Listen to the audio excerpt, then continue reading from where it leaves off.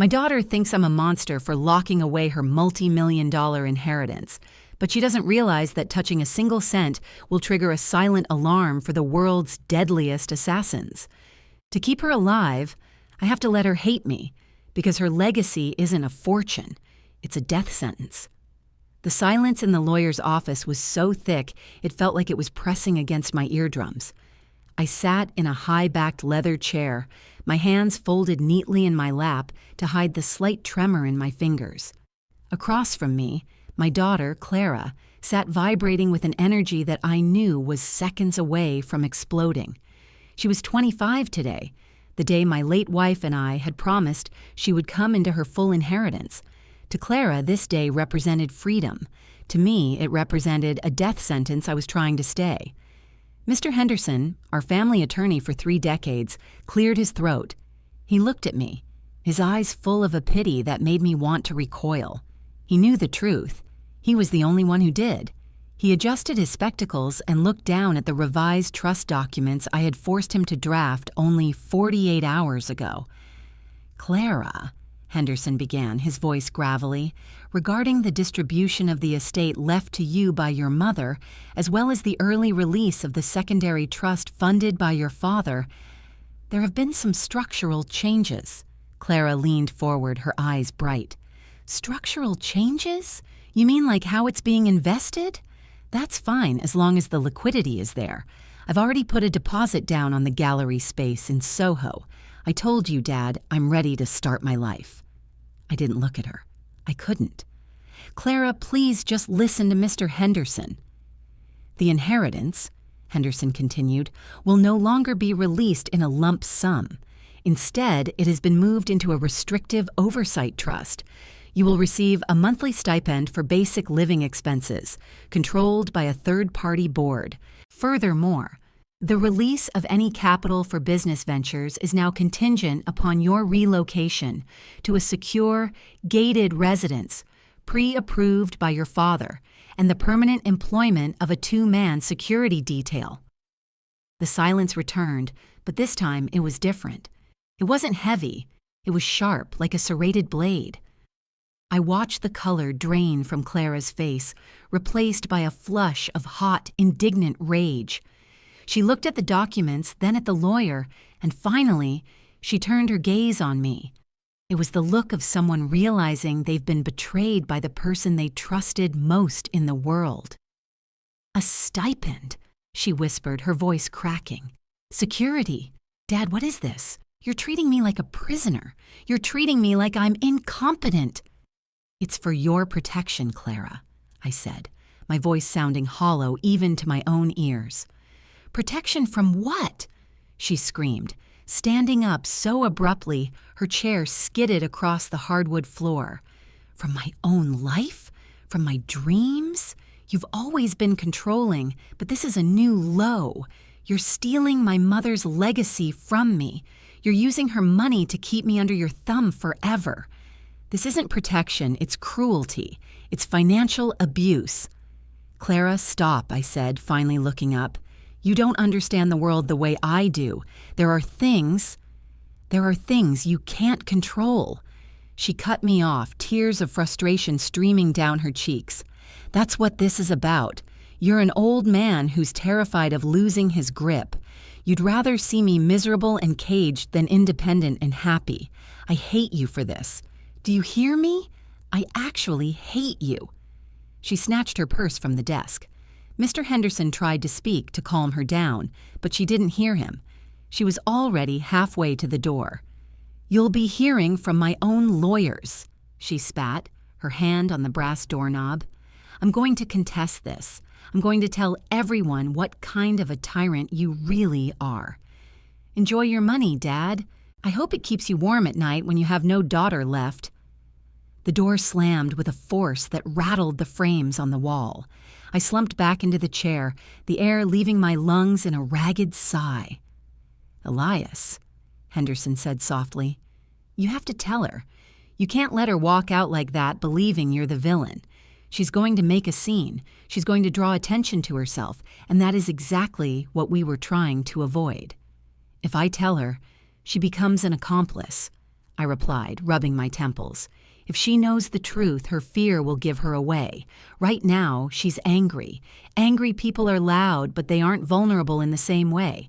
If she knows who is looking for that money, who is looking for her, she'll never have a moment of peace again. 26 years ago, before Clara was even a thought, I had made a choice. I was young, ambitious, and incredibly stupid. I had worked for men who didn't exist on paper, managing assets that weren't supposed to be found. When I left that world, I thought I had scrubbed my hands clean. I thought the wealth I'd built was mine. But 3 weeks ago, a man I hadn't seen in 2 decades walked into my garden while I was pruning roses. He didn't offer a greeting. He only told me that the interest on my old life was due and that they would be collecting it from the next generation. They weren't just after the money, they were after the bloodline. By locking up Clara's inheritance, I wasn't just hoarding cash. I was making sure that the moment she touched a cent of it, a silent alarm wouldn't go off in a boardroom in Zurich or a basement in Moscow. The trust was rigged with poison pill clauses. If anyone other than Clara tried to access it, or if it was moved without the specific security protocols I'd established, the funds would vanish into a series of untraceable charities. I was trying to make her a worthless target, but to her I was just a monster. I stood up, shaking. I need to go after her. I need to make sure she gets home safely. Elias, wait, Henderson said, looking at his computer screen. There's something you need to see. The notification system on the trust. Someone just tried to ping the Soho Gallery's escrow account using Clara's credentials. She said she already put a deposit down, I whispered, panic rising in my throat. No, Henderson said, his face turning pale. The ping didn't come from her phone. It came from a localized server in the building across the street. Elias, they aren't waiting for her to get the money. My heart hammered against my ribs. I turned and ran toward the office door, throwing it open. The hallway was empty. I sprinted toward the elevators, hitting the button repeatedly. When the doors finally opened, I scrambled inside, praying I wasn't too late. I reached the lobby and burst through the revolving doors onto the busy city street. I looked left and right, searching for Clara's bright red coat. I saw her half a block away, standing on the curb, waving frantically for a taxi. "Clara!" I roared, pushing past a group of businessmen. "Clara, get away from the curb!" She turned, her face twisting in a scowl as she saw me. She stepped further into the street, her back to a black SUV that was accelerating toward her, its windows tinted dark as night. It wasn't slowing down for the red light. As I lunged toward her, my lungs burning, I saw the rear window of the SUV roll down just an inch, and the cold, metallic glint of a barrel poked through the gap. The world narrowed down to a single terrifying point, the glint of steel protruding from that blacked-out window. I didn't think. I didn't breathe. I simply launched myself across the pavement, my lungs screaming as I collided with Clara's midsection. We hit the concrete hard. I felt the air leave her in a sharp, guttural wheeze as we tumbled toward the brick facade of a high-end boutique. A split second later, the air where her head had been moments before was hissed through by something invisible and silent. A thwip, the unmistakable sound of a suppressed firearm. The storefront window behind us shattered into a spiderweb of frosted glass, a neat circular hole appearing right at eye level. The SUV didn't stop. It roared, tires screeching as it tore through the red light, weaving through cross-traffic with the precision of a professional driver. For a heartbeat, the street was silent. Then, the screaming started. Pedestrians scattered, diving behind parked cars and into doorways. I scrambled up, my knees raw and bleeding through my suit trousers, and grabbed Clara by the shoulders. She was staring at the shattered glass, her face a mask of pure, unadulterated shock. "Clara, get up! We have to move!" I yelled, hauling her toward her feet. She shoved me away, her eyes wide and wild. "What was that? Did you just tackle me? Dad, you're hurting me." "Clara, look at the window." I pointed at the bullet hole. "They aren't playing. We have to get to the car, now." Who isn't playing? What is happening?" She was hysterical, her voice rising to a shrill pitch that cut through the city noise. "Was that a gun? Why would someone shoot at us? Oh my God, Dad, is this because of you? Get in the car, Clara." I didn't wait for her to agree. I grabbed her arm with a grip I knew would leave bruises and dragged her toward my sedan parked at the end of the block. I unlocked it with a trembling hand, shoved her into the passenger seat, and slammed the door. I circled to the driver's side, my eyes darting to every passing vehicle, every person with their hands in their pockets. My heart was a drum in my chest, a frantic, syncopated rhythm that told me my past hadn't just caught up. It had overtaken me. As I pulled out into traffic, my hands were shaking so violently I could barely hold the wheel. I took 3 turns at random, checking the rearview mirror every 5 seconds. A silver sedan was 2 cars back. Was it following? I took a sharp right into an alleyway, then a left onto a main artery. The silver sedan didn't follow. I let out a breath I didn't know I was holding. "You're going to tell me what's going on," Clara said. Her voice was no longer high and frantic. It was cold, dead cold. She was huddled against the door, as far away from me as the cabin allowed. "That wasn't a random mugging. That was a hit. You're not just a consultant for international firms, are you? That's why you're locking up my money. It's not about my safety. It's about yours. Who did you piss off, Dad? Who did you rob?" "I didn't rob anyone, Clara," I said, my voice cracking. "I protected things. For a long time, I protected things that powerful people wanted. When I retired, I thought I'd made a deal. I thought the management fee I paid was enough to buy us a quiet life." "Management fee?" she scoffed, a bitter laugh escaping her. "You mean a bribe? You used my mother's inheritance to pay off criminals?"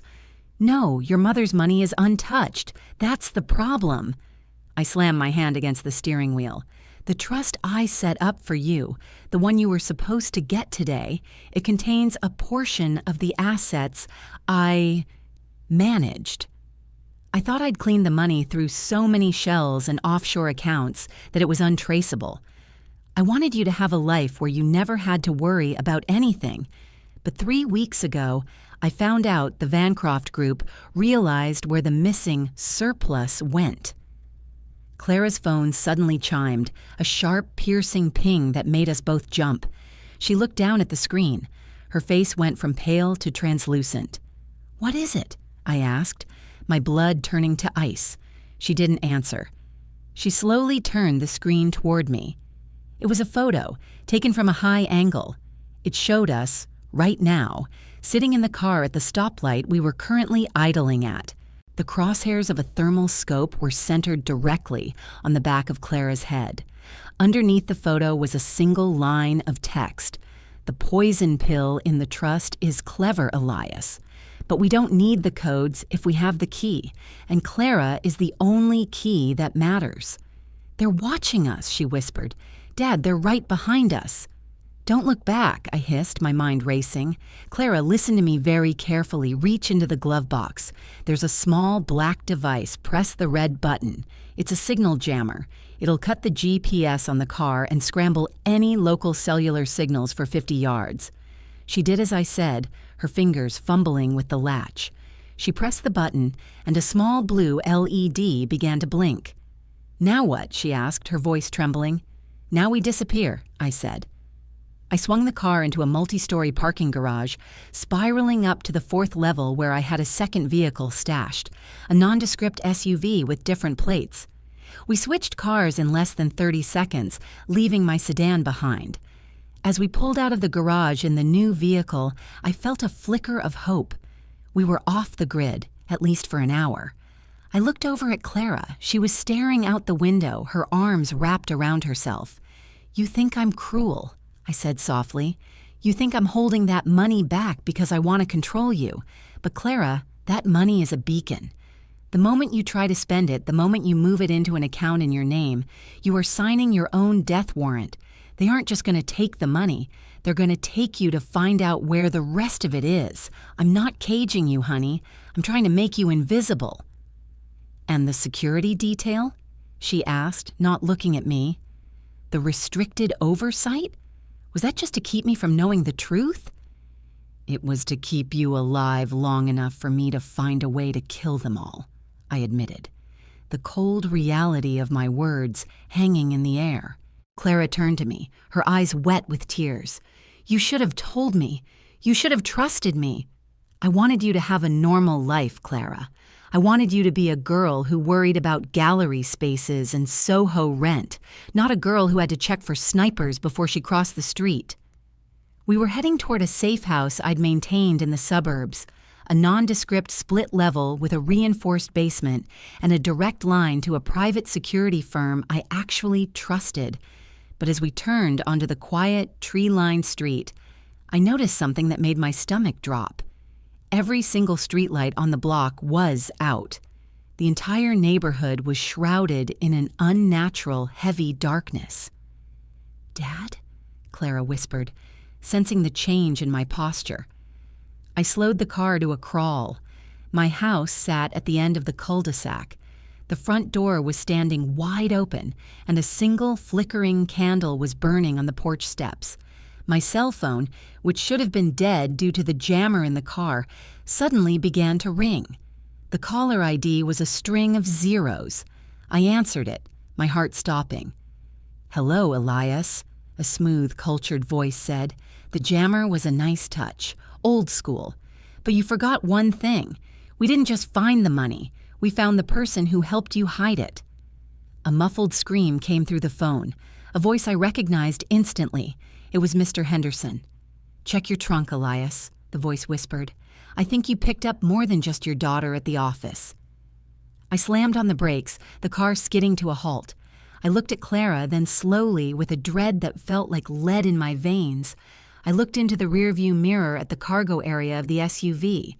The floor mat was moving. I didn't reach for my gun. I reached for the tire iron tucked beneath my seat.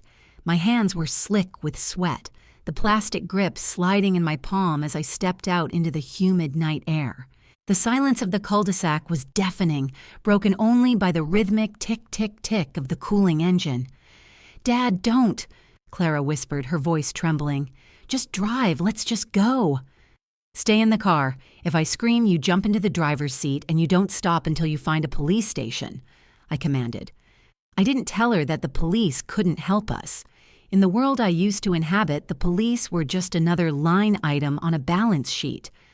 I moved to the rear of the SUV, my heart hammering a frantic rhythm against my ribs. I hovered my hand over the latch of the liftgate. The movement beneath the floor mat had stopped. With a sharp jerk, I threw the hatch open and stepped back, iron raised. It wasn't a man, it was a Pelican case, professional grade and waterproof, sitting where my emergency kit should have been. The movement I'd seen was the motorized lid of the case slowly hinging open. Inside was a tablet, its screen glowing with a blinding white light in the darkness of the trunk. A video call was already active. I leaned in, the tire iron still white-knuckled in my hand. On the screen was Mr. Henderson. He was strapped to a chair in a room that looked like a sterile basement. Concrete walls, a single hanging bulb. His face was a map of bruises, one eye swollen shut. Behind him stood a man in a tailored charcoal suit, his face obscured by the shadows, his hands resting casually on Henderson's shoulders. "You're late for the meeting, Elias," the man said. His voice was the same one from the phone, smooth, educated, and utterly devoid of empathy. "And you brought the girl. That wasn't part of the initial arrangement, but I suppose it saves us the trouble of a second pickup." "Let him go," I rasped. "Henderson has nothing to do with this. He's just a lawyer." "He's a vault, Elias. And like any vault, he eventually yields to the right pressure." The man in the shadows leaned forward slightly. The light caught a silver signet ring on his finger, the crest of the Vancroft Group. "He told us about the poison pill protocol. He told us about the offshore servers. But most importantly, he told us about the biometric lock." My blood turned to ice. I looked toward the passenger seat where Clara was watching me through the rear window, her face pale and etched with terror. "The inheritance isn't just money, is it?" The voice continued. "It's the ledger. The digital record of every transaction, every shadow account, and every bribe the Vancroft Group has processed for the last 30 years. Your wife was the architect of that system, Elias. She was the only one who knew how to hide the breadcrumbs, and she made sure that only her blood could ever wake the system up. She didn't want any part of this," I shouted at the screen. "She did that to protect herself, to protect us. And yet, here we are. The Vancroft Group wants its history deleted, Elias. Permanently. We don't care about the money. Keep the millions. We want the ledger. And since your wife is no longer with us, Clara is the only key left in the world. Her thumbprint, her iris, her heartbeat. That is what unlocks the inheritance. I'll kill you before you touch her," I hissed. The man laughed, a dry, hollow sound. "You're a retired gardener, Elias. Look around you." Suddenly, the darkness of the cul-de-sac was pierced by dozens of red dots. They danced across the trunk of the car, across my chest, and, my heart stopped, several small ruby-colored lights settled on Clara's head through the windshield. "The house is a trap," the man said. "The street is a kill zone. You have 10 seconds to bring the girl to the front porch. If you try to drive away, the car becomes a colander. If you try to fight, she dies first. 10, 9. I dropped the tire iron. It hit the pavement with a dull clang. "Clara," I said, walking to the passenger side. I opened the door. She was shaking so hard the seatbelt was rattling. "Dad, please," she sobbed. "Please tell me this is a nightmare." "I need you to trust me," I said, my voice barely a whisper. I reached into my pocket and pulled out a small silver locket. Her mother's locket, the one she'd worn every day until she died. "Put this on, now." "Why, Dad, they're going to kill us. Put it on," I snapped. She took it with trembling fingers and snapped it around her neck. I leaned in, pretending to hug her, and whispered into her ear, "The moment we get inside, look for the floorboard with the loose copper nail in the hallway. If I say the word legacy, you drop and you crawl. Do you understand?" She nodded, her eyes wide and wet. We walked toward the house, our hands raised. The red dots followed us, a constellation of promised violence. The candle on the porch flickered as we approached. The front door creaked open further, revealing a dark foyer that smelled of ozone and expensive cologne. We stepped inside. The door slammed shut behind us, the locks clicking into place with a finality that felt like a coffin lid. The lights hissed to life. The man from the video stood at the end of the hallway. He was younger than I expected, mid-30s, with the sharp, hungry look of a man climbing a very dangerous ladder. He held a high-tech tablet in one hand and a suppressed pistol in the other. "Welcome home," he said. "Clara, if you'd be so kind as to step forward. We have a very expensive piece of software that needs your approval." "Where is Henderson?" I demanded. The man gestured to the side. A door opened, and 2 men dragged Henderson out. He was barely conscious, his breath coming in ragged gasps. They dumped him on the floor like a sack of grain. "Now," the man said, pointing the gun at my head. "The ledger, Clara. Touch the screen." He held out the tablet. On the screen was a complex biometric interface. It was searching for a pulse sync and a retinal scan. Clara looked at me. I gave her a tiny, imperceptible nod. She reached out, her finger hovering over the sensor. But as her hand got close, the locket around her neck began to hum, a low-frequency vibration that I could feel in my own teeth. The man's brow furrowed. "What is that? What's that sound?" He stepped closer, squinting at the locket. Too late, he realized what it was. It wasn't a piece of jewelry. It was a high-yield proximity jammer. "Legacy!" I roared. Clara dived for the floor. I lunged at the man, but he was faster than I anticipated. He swiped the gun toward me, the butt of the weapon catching me across the temple. White light exploded in my vision. I fell to my knees, blood instantly blurring my sight. Through the haze, I saw him grab Clara by her hair, hauling her back up. He ripped the locket from her neck and tossed it aside. "Clever, Elias, truly," he spat, pressing the barrel of the gun against Clara's jaw. "But you're out of tricks." He forced her hand onto the tablet. The screen turned green. "Biometrics confirmed." "There," the man grinned. "The ledger is open. Now, let's see what 30 years of Vancroft secrets look like." He tapped the screen to begin the download, but instead of a progress bar, a giant red countdown appeared. 0059, 0058. "What is this?" the man demanded, his voice finally losing its cool. "What did you do?" I wiped the blood from my eyes and started to laugh, a ragged, desperate sound. "My wife didn't just build a vault, you idiot. She built a bomb. The inheritance isn't just the money or the ledger, it's the trigger." "The trigger for what?" he screamed, shoving the gun harder into Clara's skin. I looked at the timer. 0:45. "The ledger isn't being downloaded to you," I said. "It's being broadcast to every news agency, every government watchdog, and every rival firm on the planet. And the moment that timer hits 0, the servers hosting the data, the ones buried right under this house, undergo a catastrophic thermite purge." The man's eyes went wide. He looked at the floor, then back at me. "You're lying. You wouldn't kill your own daughter." "I don't have to," I said, my voice dropping to a low, lethal growl. "Because I'm not the one who set the timer. She did." I looked at Clara. She wasn't crying anymore. She was staring at the man with a coldness I had never seen before, a coldness she had inherited from her mother.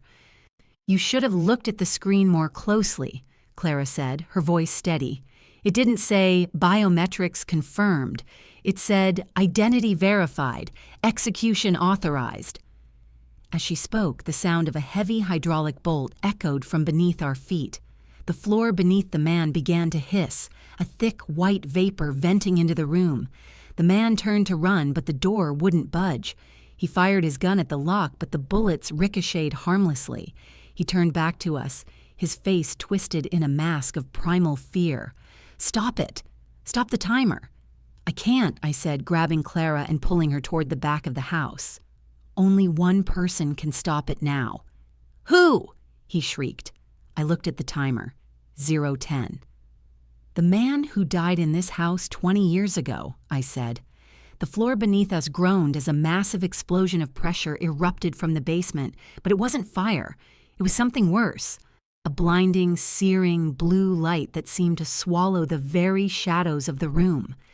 As the light engulfed us, the front door didn't just open. It was blown off its hinges by a force from the outside. A group of figures in tactical gear, wearing masks that looked like featureless white porcelain, stepped through the smoke. They didn't point their guns at the Vancroft men. They pointed them at us. One of them stepped forward, his voice distorted by a vocoder. "Elias, you're late. The collector has been waiting." The blue light wasn't fire. It was a localized electromagnetic pulse, a silent scream of physics that fried every circuit in the room. The tablet in the Vancroft man's hand hissed, a thin ribbon of acrid smoke curling from its charging port. The red countdown vanished into a dead, black screen. The men in the porcelain masks didn't move like soldiers. They moved like dancers, fluid and eerily synchronized. One of them stepped toward the Vancroft leader, who was still frantically pulling the trigger of his suppressed pistol. Nothing happened. The EMP had bricked the electronic firing pin of his high-end weapon. With a movement too fast for my eyes to track, the porcelain-masked figure lashed out. A baton, humming with its own internal power source, caught the Vancroft man across the throat. He didn't even have time to gasp before he was on the floor, his body seizing in the grip of a high-frequency neurodisruptor. The other Vancroft goons were neutralized just as efficiently. No gunshots, no shouting, just the wet thud of bodies hitting the carpet. I pulled Clara behind me, my back against the wall. My head was still swimming from the blow to my temple, and the ozone in the air made it hard to breathe. The lead figure, the one who had called me by name, stepped over the twitching bodies. The white mask was smooth, devoid of any features except for two narrow slits for eyes. Behind those slits, I saw a flicker of something cold and ancient. "Elias," the distorted voice said. "The Vancroft group were always crude. They were looking for a ledger. They didn't realize that you don't store a god's secrets on a hard drive." "Who are you?" Clara's voice was small, but it had a jagged edge of defiance. "What do you want with us?" The masked figure turned his head toward her. He tilted it slightly like a curious bird. "We are the keepers of the collection, Clara. And you are the most valuable acquisition we've ever lost. Your father was supposed to be your jailer, not your parent. He was given a simple task: maintain the vessel until the harvest." I felt the blood drain from my face. "I kept the deal," I growled, my hand tightening on Clara's arm. "I stayed in the shadows. I managed the accounts. I did everything you asked for 25 years. "You did," the voice agreed. "But then you fell in love with the asset. You gave her a name. You gave her a life. And then, most egregiously, you tried to give her an inheritance that would allow her to disappear from our sight forever." Clara shoved me away, her eyes wide with a new kind of horror. "Asset? Vessel? Dad, what is he talking about?" "Clara, I can explain," I started, but the words died in my throat. "How do you tell your daughter that her mother wasn't just a brilliant coder, but a genetic engineer who had used her own body as a biological safe deposit box? How do you tell her that the inheritance wasn't money, but a sequence of synthetic DNA encoded into her very marrow, a sequence that held the keys to the global financial reset the Vancroft Group and the Collector had been fighting over for decades?" "He can't explain, Clara," the masked man said, stepping closer, "because to explain would be to admit that every memory you have, your first steps, your graduation, your mother's illness, was a programmed variable designed to ensure the stability of the data you carry. You aren't his daughter. You are his long-term storage." "That's a lie," I screamed, lunging at the man. He didn't even flinch. He simply caught my wrist in a grip that felt like a hydraulic vice. I heard the bones in my forearm groan. With a casual flick, he sent me crashing into the dining table. Wood splintered, and I collapsed into the wreckage, my arm hanging uselessly at my side. "Dad!" Clara cried, moving toward me. "Stay back, Clara!" I wheezed, coughing up blood. The masked men surrounded her. They didn't touch her roughly. They moved with a terrifying reverence, as if she were a holy relic. "The Vancroft Group wanted to delete the data to hide their crimes," the leader said, standing over me. "But the Collector, he wants to use it. The world is a messy place, Elias. Too many voices, too many variables. The ledger inside Clara allows us to rewrite the ledger of the world. And you, in your cruelty, tried to lock it away behind a monthly stipend and a security detail." He turned back to Clara. "It's time to come home, Vessel. The laboratory is ready. The extraction will be mostly painless." "I'm not going anywhere with you," Clara said, her voice shaking but her gaze fixed. She reached into her pocket. My heart skipped a beat. I knew what she was looking for. She pulled out a small glass vial I'd hidden in the lining of her red coat weeks ago, an emergency measure I'd told her never to touch, unless I gave the word. It was a localized corrosive, designed to destroy biological samples in seconds. "If you move one step closer," she said, holding the vial over her own arm, "I'll break this. If I'm just a vessel for your data, I'll make sure the vessel leaks. I'll melt the inheritance before you can touch it." The masked men froze. For the first time, the leader seemed genuinely hesitant. "You don't know what you're doing, child," he said, his voice dropping an octave. "That corrosive will eat through your muscle, your bone. You'll lose the arm. You might die of shock before we can stabilize you." "Then we all lose, don't we?" Clara countered. She looked at me, a silent question in her eyes. Is it true, Dad? Am I just a box for their secrets? The pain in my heart was far worse than the pain in my arm.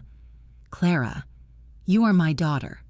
Everything I did, the trusts, the restrictions, it was to keep them from seeing what was inside you. If you were poor, if you were struggling, they wouldn't look at you. I wanted you to be ordinary. I wanted you to be free. I'm not free, Dad, she whispered, a tear tracking through the dust on her cheek. I've never been free. She looked back at the masked leader. Let him go. Let my father and Mr. Henderson walk out of here. If they reach the end of the street, I'll put the vial down and go with you. If you follow them, or if you try to grab me before they're safe, I break it. The leader was silent for a long moment. I could hear the hum of the electronics in the room, the distant sound of a siren. Very well, the leader said. Elias, take the lawyer and leave. You have 60 seconds. Clara, no. I struggled to stand, my legs weak. I won't leave you. Go, Dad, she shouted, her thumb poised over the glass stopper. Go, it's the only way any of this matters. The masked men stepped aside, creating a path to the shattered front door. I dragged Henderson's limp body toward the exit, my eyes locked on Clara. She looked so small standing there in her red coat, holding the world's most dangerous secret in a tiny glass bottle. I reached the porch, my breath coming in ragged gasps. I looked back one last time. Clara was still standing her ground, the porcelain masks circling her like sharks. As I reached the sidewalk, dragging Henderson, a black van with no lights pulled up to the curb. I thought it was more of them. More of the collector's men. But the door slid open, and a woman I hadn't seen in 10 years, a woman I had buried in an empty casket, stepped out. My wife, Sarah, looked at me with eyes that held no warmth, only a cold, clinical efficiency. She wasn't holding a weapon. She was holding a remote detonator. You were always too sentimental, Elias, she said, her voice like ice. You should have just let them have her. She pressed the button.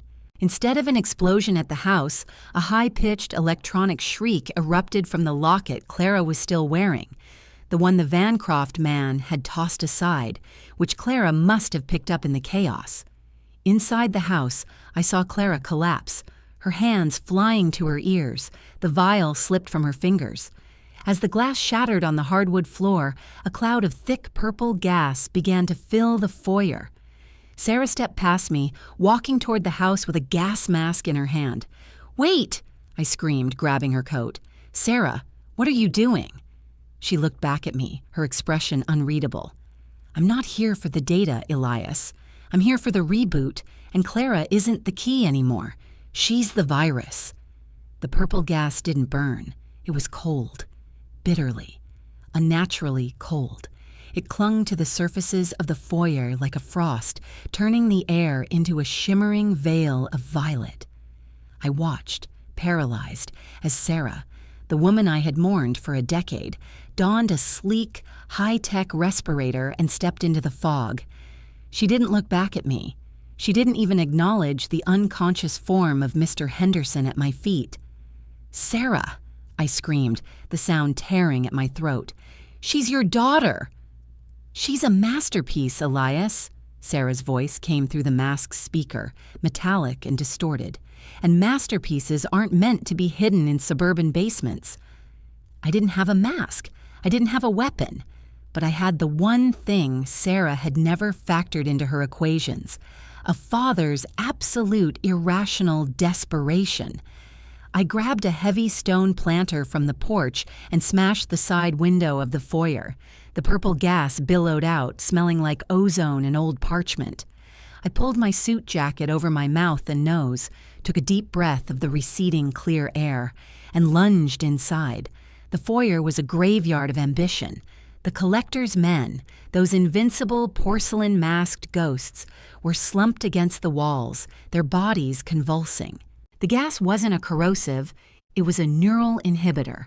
It was designed to paralyze anyone who wasn't tuned to a specific biological frequency. Sarah was standing over Clara, who was curled in a fetal position on the floor. Sarah held a device that looked like a surgical injector, its tip glowing with a faint blue light. "Don't!" I wheezed, the air in my lungs already feeling like lead.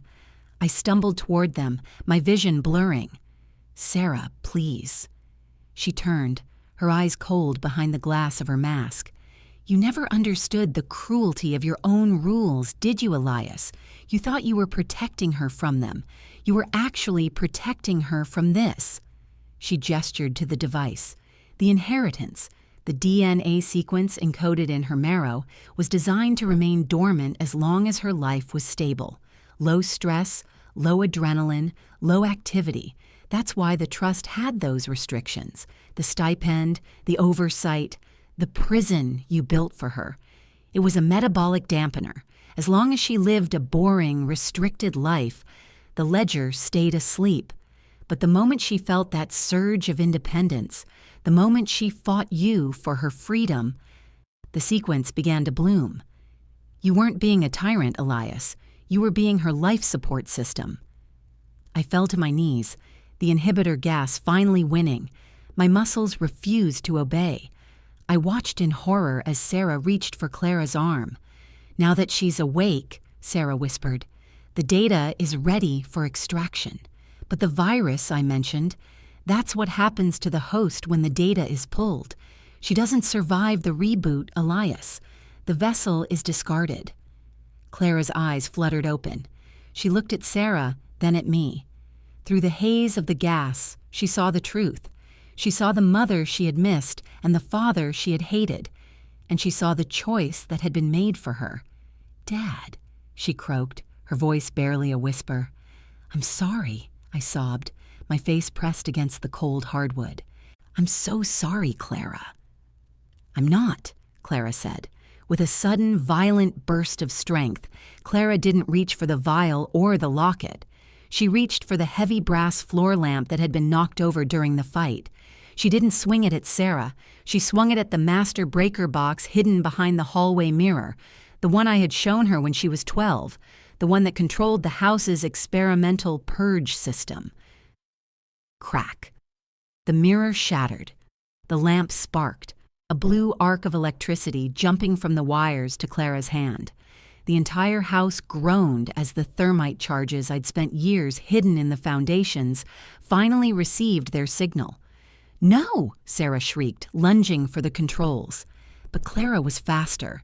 She grabbed Sarah's arm, not with the weakness of a victim, but with the grip of someone who had finally realized what she was. If she was a vessel, she would be a broken one. If she was a ledger, she would be burnt. "The inheritance is mine, Mom," Clara spat, her face illuminated by the rising orange glow from beneath the floorboards, "and I'm spending it all at once." The floorboards erupted. I felt a hand grab my collar, a strong, rough hand. It was Henderson. He had crawled in through the broken window, his face bloody but determined. He hauled me backward, dragging me out onto the porch, just as the foyer turned into a furnace. The heat was instantaneous.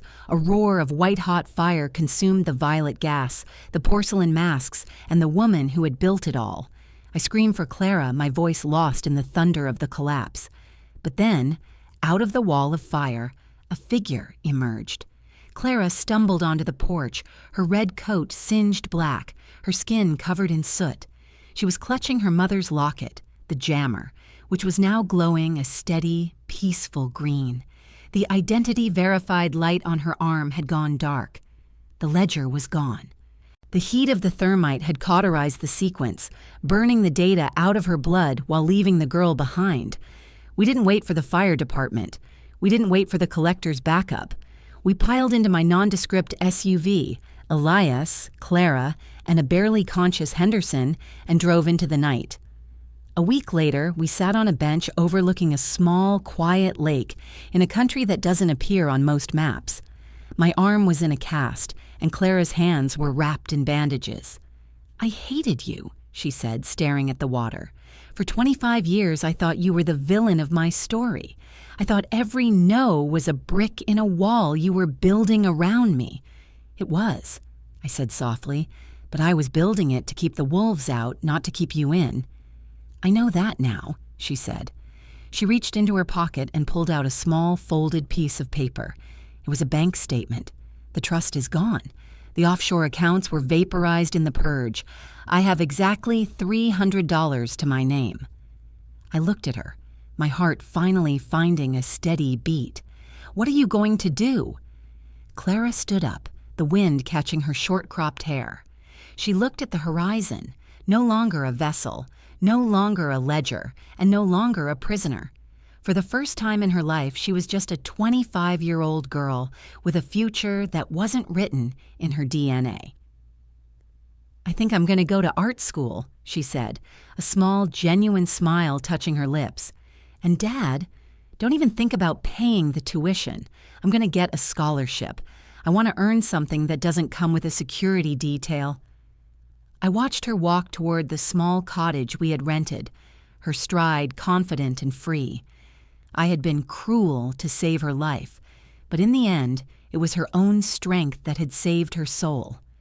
The inheritance was gone, and for the first time in 30 years, I was a poor man. I had never felt wealthier.